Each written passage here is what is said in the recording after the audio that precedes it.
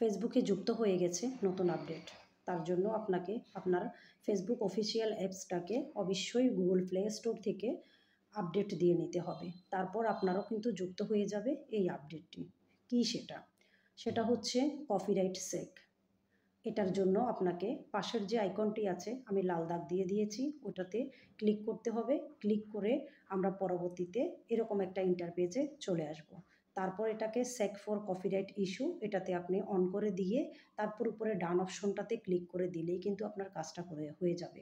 আর এটা আমরা কখন করব? যখনই আমরা রিল আপলোড দিব বা আমরা বড় ভিডিও আপলোড দিব, আমরা নিচের দিকে গিয়ে দেখব যে এই অপশনটা আমাদের যুক্ত হয়েছে কিনা। যাদের যুক্ত হয়ে গেছে তারা কিন্তু এই অপশনটাকে চালু করে দিবেন, তাহলে এনাবেল দেখাবে। এনাবেল হলে আপনি যেই ভিডিওটা বানিয়েছেন সেটা কপিরাইট আছে কিনা চেক করবে ফেসবুক।